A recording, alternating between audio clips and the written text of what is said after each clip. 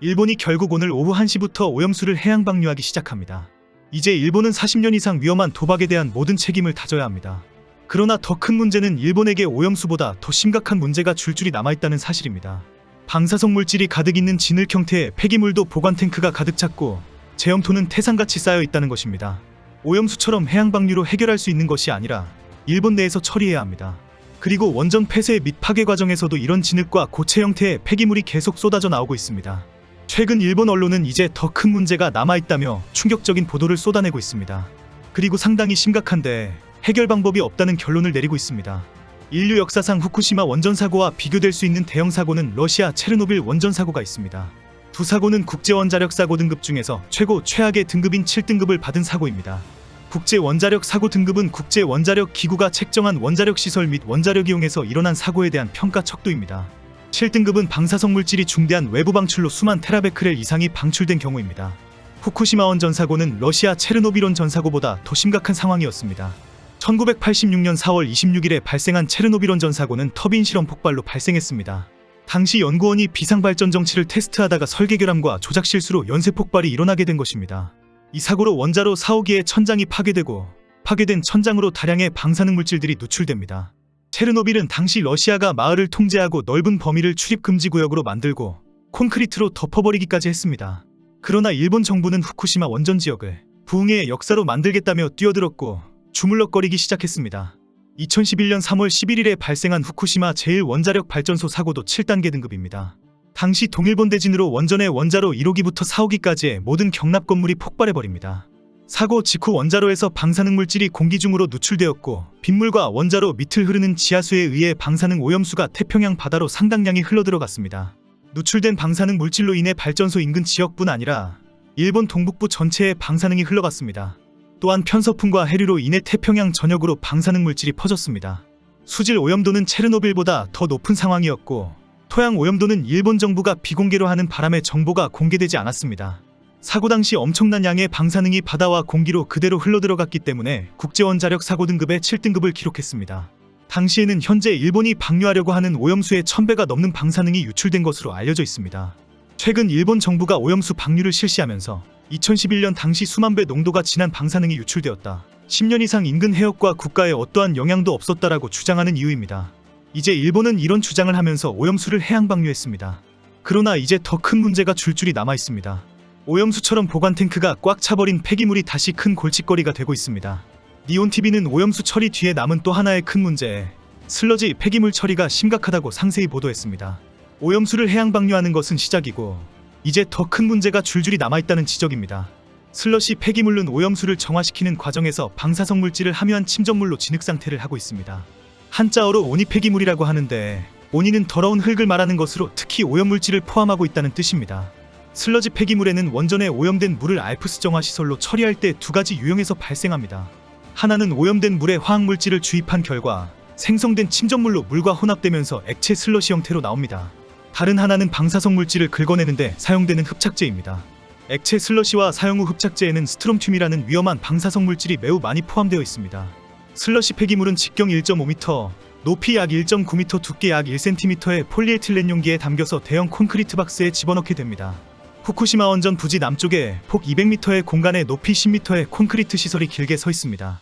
시설은 방사선을 차폐하기 위한 각종 장치와 설비가 설치되어 있습니다. 시설에는 4384기의 보관이 가능하지만 2023년 8월 9일 현재 4219기가 가득 차 있는 상황입니다. 보관되어 슬러시 폐기물은 평균적으로 2일에 1기를 채우는 페이스로 늘어나서 2024년 여름에는 가득 찰 전망입니다. 도쿄전력은 공간을 늘려서 차후 192기의 증설을 계획하고 있는데 결국 바로 차버릴 상황입니다. 특히 오염수 해양 방류가 시작되면서 슬러시 폐기물은 계속 늘어날 전망입니다. 현재 오염수를 정화했다면서 보관하고 있는 약 1000기의 탱크에는 처리하지 못한 오염수가 70%가 됩니다. 이 오염수는 일본과 IAEA의 기준을 충족하지 못하고 트리튬 이외의 방사성 물질이 기준을 초과해 있습니다. 그대로 바닷물로 희석해서 절대 바다로 방출할 수 없으며 다시 한번 정화 처리를 해주어야 합니다. 이 정화 처리 과정에서 슬러시 폐기물이 다시 배출됩니다. 결국 처리수의 대부분 다시 정화 작업을 거쳐야 하기 때문에 슬러시 폐기물은 더 늘어날 것으로 예상하고 있습니다. 일본은 40년 이상을 오염수를 수차례 정화한다고 쌩난리를 해야 하고 정화 과정에서 나오는 슬러시 폐기물 때문에 고통당해야 합니다. 지금 현재 위험한 방사성 물질을 가장 많이 함유하고 있는 것이 슬러시 폐기물인데 어떻게 처리해야 할지 깜깜한 상황입니다. 처음 도쿄전력은 걸쭉한 액체 상태의 슬러시 폐기물에서 수분을 제거하는 탈수 작업을 벌인 뒤에 건조시켜서 고체로 바꿔서 양을 줄이고 보관이나 처분하기로 계획을 세웠습니다. 그런데 고체로 만드는 설비 가동 자체가 예정보다 크게 늦어지면서 3년 후인 26년 말에 가동이 될 판입니다. 게다가 일본 원자력규제위원회와 IAEA의 지적과 규제가 늘어나면서 상세 설계가 계속 변하고 있는 실정입니다. 슬러시 폐기물처럼 복잡하고 골치 아픈 문제는 후쿠시마 원전 인근에 쌓여있는 제염토 처리 문제입니다. 지금도 끝도 없이 나오는 제염토를 더 이상 쌓아둘 수도 없는 상황이 되었기 때문입니다. 현재 후쿠시마현 전체 59개 시정촌 중 52개 지역의 임시저장 장소에 제염토 포대가 흉물스럽게 쌓여 있습니다.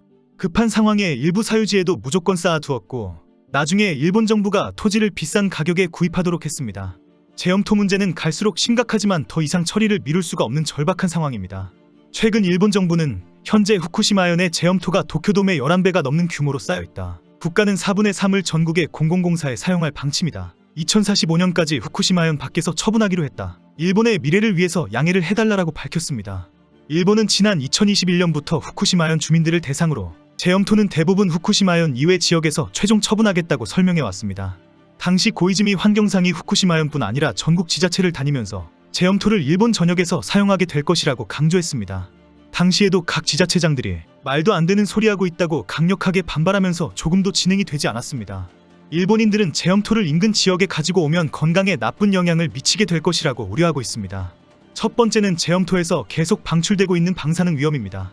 제염토는 상당히 많은 방사능을 그대로 품고 있습니다. 결국 제염토에서 현재도 방사능이 유출되고 있다고 보고 있습니다. 두 번째는 바람 등에 의해서 방사능 물질이 공기 중에 떠다니는 경우입니다. 결국 지역 주민들이 공기를 흡입하면서 내부 피폭이 발생할 것이라고 우려하고 있습니다.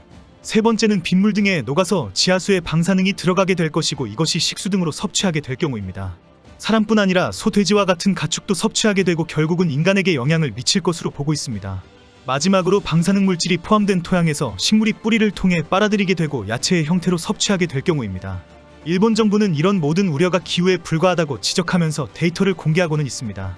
현재 후쿠시마현에서 나오는 야채와 소고기 등의 방사능 검출이 기준을 어기지 않고 있다고 설명합니다. 그러나 현재 일본인들은 일본 정부의 이런 주장을 전혀 믿지 않고 있습니다. 후쿠시마현 이외 지역의 일본인들은 제염토가 들어오는 것은 절대 반대한다고 강력하게 주장하고 있습니다. 일본은 앞으로 갈수록 태산입니다. 오염수는 태평양으로 방류해버렸지만 슬러시 폐기물과 제염토는 일본 내에서 처리해야 합니다. 도로공사에 사용을 하든지 시멘트와 섞어서 건축물을 짓든지 해야 합니다. 모두 쉽지 않습니다.